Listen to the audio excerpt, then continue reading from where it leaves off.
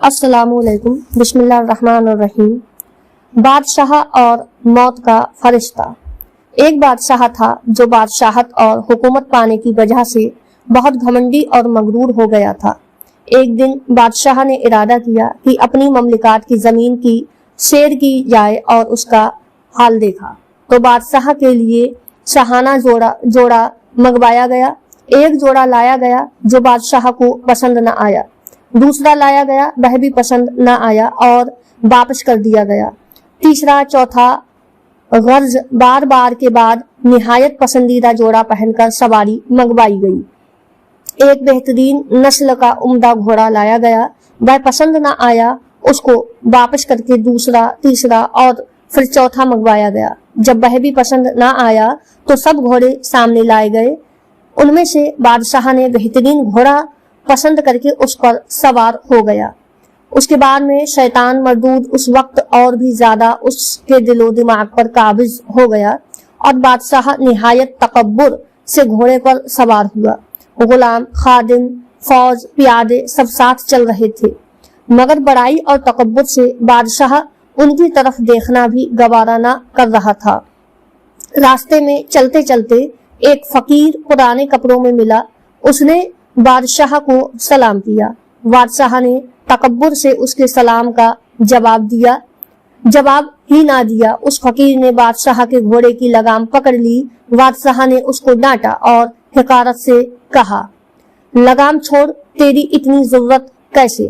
दर्द हुई कि तूने मेरे घोड़े की लगाम पकड़ ली। फकीर ने कहा, ऐ बादशाह, मुझे तुझसे काम है। बादशाह ने कहा, सब्र कर, जब मैं सवारी से उतरूंगा तब कह लेना। उसने कहा, नहीं, मुझे अभी कहना है। यह कहकर उस फकीर ने जबरदस्ती से लगाम छीन ली।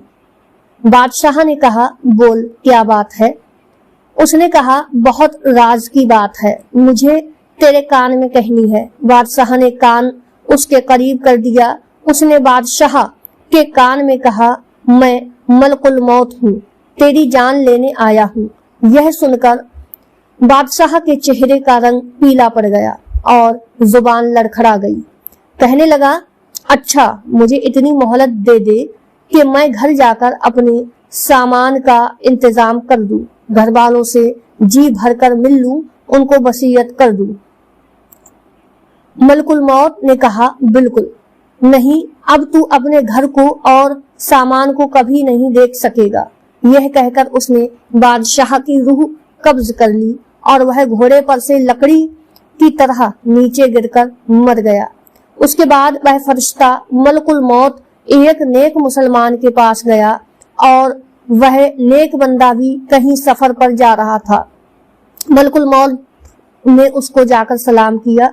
उसने कहा, वा अलैकुमुस्सलाम।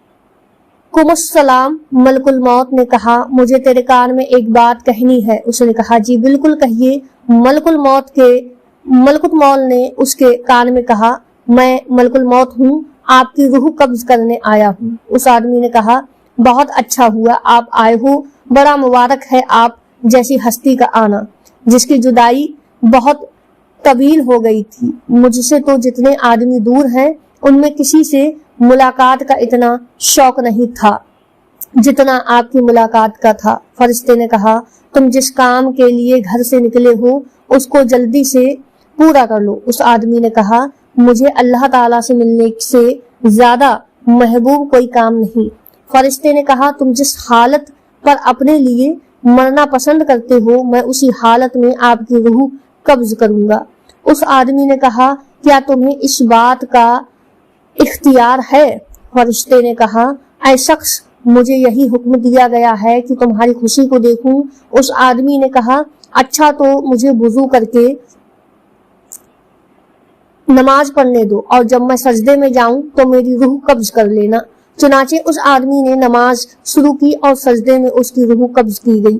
अजीज दोस्तों, कहते हैं कि जब किसी गुनहगार, किसी जालिम, किसी बदबख्त की रूह कब्ज की जाती है तब ऐसे ही की जाती है कि जैसे किसी कांटेदार पौधे पर रेशम का कपड़ा डाल दिया गया हो और उसको खोचा जाए तो वह तार तार हो जाता है। और जब किसी नेक इंसान की रूह कब्ज की जाती है तो ऐसे की जाती है कि जिस جسے مکھن میں اگر کوئی بال ہو اور بال کو نرمی کے ساتھ نکالا جائے تو وہ بہت ہی آسانی سے نکل جاتا ہے۔ تو دوستوں اگر آپ کو یہ ویڈیو پسند آیا ہے تو ویڈیو کو لائک شیئر کمنٹ ضرور کریں، اور اگر چینل پر نئے آئے ہیں تو چینل کو سبسکرائب بھی کر دیں۔ تب تک کے لیے اللہ حافظ۔